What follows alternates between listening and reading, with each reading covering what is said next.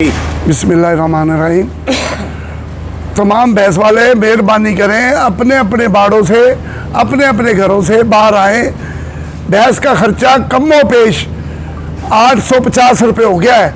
अगर ऐसे ही होता रहा तो आपके हर दफ़ा हर महीने में 5 से 7 कुंडे खाली होते जाएंगे, 10 कुंडे खाली हो जाएंगे हर 100 भैंस वाले के। जब 10 कुंडे खाली होंगे तो यकीनन कर्जे वाले तुम्हारे पीछे होंगे और आपकी 100 भैंसें खत्म हो जाएंगी। 6 महीने में हो जाए, 7 में हो जाए। आप ये देखें कि गंदम हमें 30-35 रुपये मिल रही थी, अभी 62 रुपये है। बाकी तो छोड़ो, पेट्रोल और डीजल इसको देखें। इसकी वजह से हमें 3 गुना किराया देना पड़ता है। जब हम पंजाब से भैंस लाते हैं, सिंध से लाते हैं, तो इतना किराया देना पड़ता है जिसका कोई हिसाब नहीं। दूध का रेट देखें, दूध के रेट में कोई फर्क नहीं आ रहा। जब नहीं फर्क आएगा ये इंडस्ट्री ख़त्म हो जाएगी, और जब ख़त्म हो जाएगी ये इकट्ठी करनी बहुत मुश्किल हो जाएगी। तमाम लोग ये बात सोचें और अपने घरों अपने बाड़ों को छोड़ें। गवर्नमेंट को बताएं कि बराए मेहरबानी हमारे पे रहम किया जाए।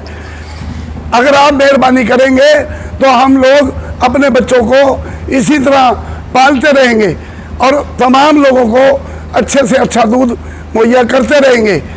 अगर तुम लोग ये चाहते हो, आप लोग ये चाहते हो कि ये लोग ख़त्म हो जाएं, ये हमारी मजबूरी है कि हमारे बच्चे कोई ऐसे फौज में नहीं है, पुलिस में अफसर नहीं है और किसी महकमे में नहीं है।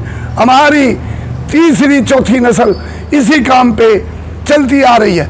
हमारी मजबूरी है कि हम यही काम जानते हैं। ना तो हम कपड़ा बेचना जानते हैं, ना हम नौकरी जानते हैं, ना कोई ऐसे स्टोर डालना जानते हैं।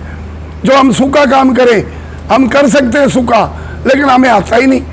बराए मेहरबानी तमाम भैंस वाले मिलजुल के हाजी शाकर के पास आएँ, आगे जाएं, जो भी हो सकता है एहतमाम वो करें ताकि हम लोग अपना हक हमें मिल सके। हम ज़्यादा नहीं चाहते कि हमें बहुत ज़्यादा प्रॉफिट हो, 50 नहीं, हमें सिर्फ अपने बच्चों के लिए रोटी मिलती रहे। बिस्मिल्लाह, अस्सलाम वालेकुम।